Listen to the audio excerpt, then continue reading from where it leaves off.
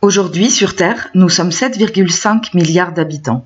Notre population a connu une forte croissance, car en 1960, nous n'étions que 3 milliards d'habitants sur notre planète. Vous vous en doutez bien, une telle augmentation a des effets remarquables et présente des enjeux pour l'avenir. C'est ce que nous allons étudier ici. Tout d'abord, qu'est-ce que la croissance démographique? C'est tout simplement l'augmentation de la population. Pourquoi la population mondiale a-t-elle autant augmenté? Eh bien, c'est parce que de nombreux pays ont connu ou sont en train de connaître une transition démographique. La transition démographique, c'est facile à expliquer, mais suivez bien. Pour observer l'évolution de la population d'un pays, il nous faut deux données.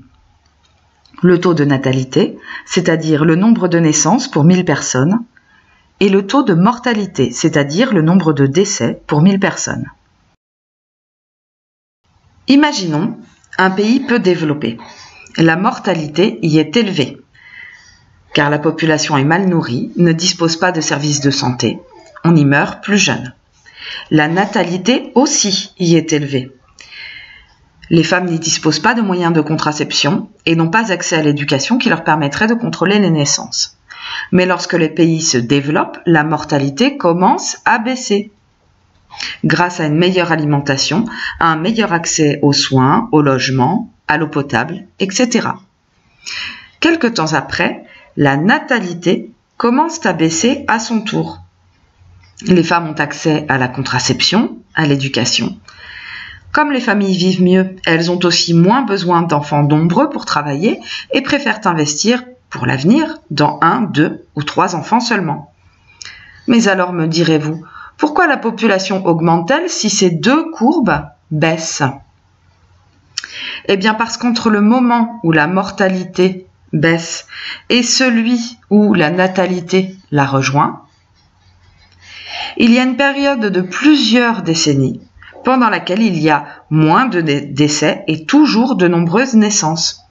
À la fin, la population se stabilise. Mais il y a cette période durant laquelle la population augmente beaucoup. Les pays développés ont aujourd'hui achevé leur transition démographique. Leur population est stabilisée, voire en baisse pour certains pays comme le Japon. Et cette population est vieillissante. Au contraire, les pays moins développés sont en cours de transition.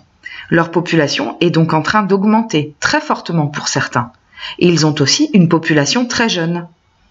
À terme, si tout va bien, leur population finira par se stabiliser aussi. Ainsi, la population mondiale comptera en 2050 presque 10 milliards d'habitants et devrait se stabiliser aux alentours de 12 milliards d'habitants en 2100. La croissance démographique mondiale pose de nouveaux défis à l'humanité. Si nous sommes plus nombreux, nous allons émettre encore plus de gaz à effet de serre qui aggraveront le changement climatique si nous ne changeons pas de mode de vie et de mode de production. Un autre défi, comment nourrir une population si nombreuse sans détériorer notre environnement? Comment gérer les ressources en eau qui seront davantage employées? Comment gérer le recyclage des déchets, l'utilisation de ressources telles que les forêts, le pétrole, le gaz? Et comment s'occuper d'une population vieillissante qui aura de nouveaux besoins?